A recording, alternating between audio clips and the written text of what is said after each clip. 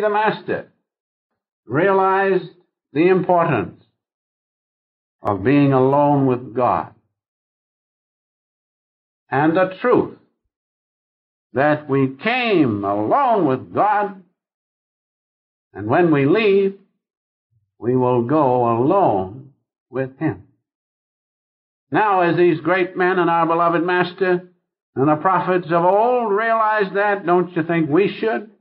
Why should we not realize the truth of our existence and know our oneness with God, our oneness with His great cosmic consciousness, by giving some time to being alone with God?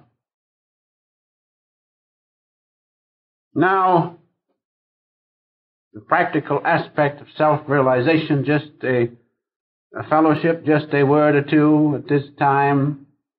It was the purpose of the Master, when he founded this great work here, to establish in the homes of each and every one of his followers a little place where they could be quiet, a little temple, a little room, where they could be alone with God. And being alone with God, they would prepare within themselves a temple for the Most High, a temple where God could come and worship with them, or rather they could find God and worship with Him on the altar of their heart. That is the greatest and the noblest precept of self-realization fellowship. In every home, that there be established a little place where every devotee could worship and be alone with God. And the second was to establish meditation groups, whereby united effort of the hearts and minds of the devotees, they could prepare themselves to receive the presence of God. And receiving that, they could spend more time being alone with God. And so you see the practical application of self-realization fellowship for the individual and for us all as groups.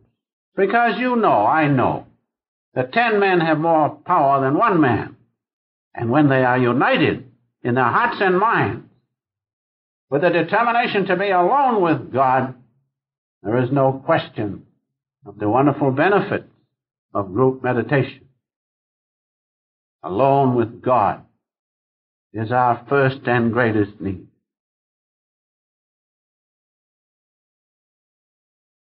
So,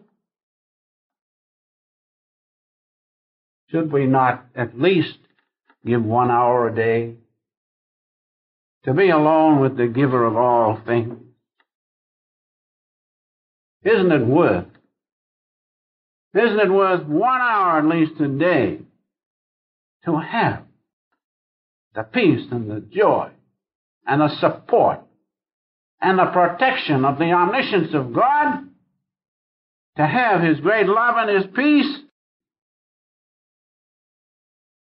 In Isaiah, the 26th chapter, the 3rd verse, which I'm sure you are familiar, thou wilt keep him in perfect peace, whose mind is stayed on thee, because he trusteth in thee.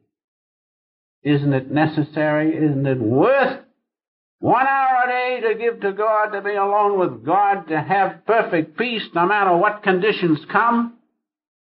I think it is. I know we all think it is. Delusion is strong, but let us rise above delusion and be alone with God a little while each day. And also, isn't it worth spending a little time to receive the protection and the guidance and the peace and love of the Almighty?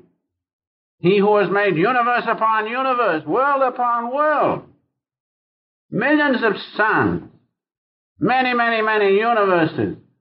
Isn't it worthwhile to give a little time each day to have friendship with the Almighty?